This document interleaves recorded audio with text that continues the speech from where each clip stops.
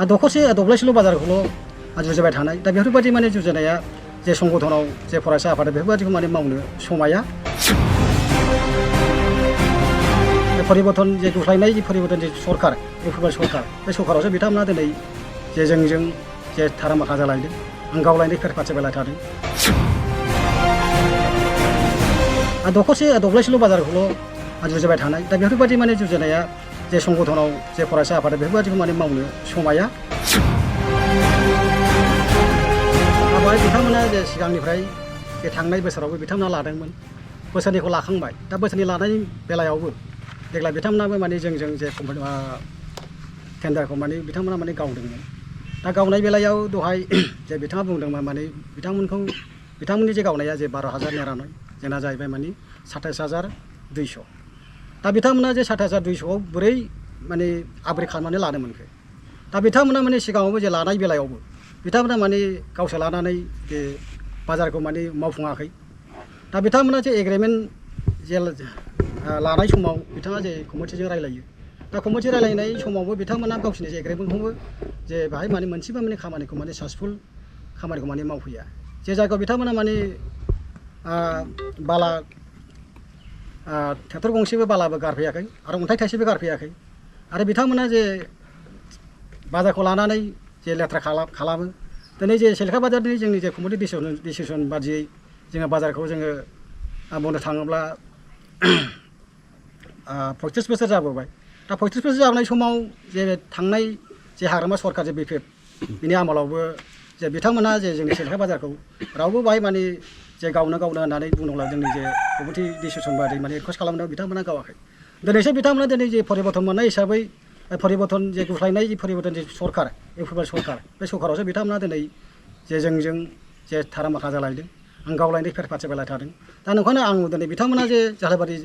फरायसा दखरा जानानै दिनै बुंनो थाङोबा दिनै जे सेलेखा बाजारनि जे दखरसे जे बाजारखौल'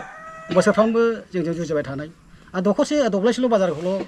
जुजिबाय थानाय दा बेफोरबायदि माने जुजिनाया जे संगठनाव जे फरायसा आफाद बेफोरबायदिखौ माने मावनो समाया आरो बिथांमोना बेबायदि जुदि मावबाय थायोबा दिनै बुंनो थाङोबा बिथांमोना जाबादि जे आनसलिकआव थानानै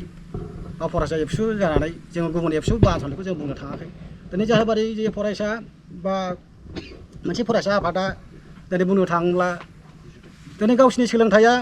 सेलेखा बाजारखौल' गावनो होननानै टेन्डार गावनो होननानै बिथांमोना गावसिनि कर्स माबा मोनसे फरायदों नामा दा बेफोरबायदि माने बुंजाथावथाव जायो आरो दा संगठनाव थानाय हिसाबै बिथाङा जे गामियारि ओनसोलखौ बा मोनसे समाजनि जे हाबाफारिखौ मोजां मावनो थाखायसो बिथांमोना माने संगठनाव थानाय मोन्थाय मोनो दा बुंनो थाङोब्ला बिथांमोनखौ माने जुनारजों रुजुजायो मासे बोरमाया जुदि आबादखौ जायोब्ला माने जामब्रियो थिग बिथांमोना माने जोंखौ बेबादिनो माने बोसोरथामाव बा बोसोरनैयाव लाखानानैब्लाबो देग्लाय लायोब्ला बिथांमोना माने बोसोरथाम जायोमोन दा बिथांमोना माने जोंजों जुजिबाय थादों जोंबो आयेन बादियै आयेन कानुनजों जोंबो जुजिगोन दा ओंखायनो जोङो बेबादि जाबाय थायोब्ला जोङो सरकारजों माबा मोनसे आयेन कानुनजों जोङो थांगोन होननानै जोङो कमिटिया जों डिसिसन लादों आरो बेबादिनो जोङो दिनै जोंनि जे सेलेखा बाजारनि दिनै जे बिमा माहारिफ्रा आइजो बिब' बिनानावफ्रा दिनै लन लानानै दिनै जे दखान बाजार दिनै खस्थ'नि गेजेरजों मैगं थाइगं फानदोंमोन दिनै खब'से ओंखामखौनो दिनै गोजोनै बयबो दिनै हास्थायो खब'से ओंखामखौनो दिनै राननानै जानो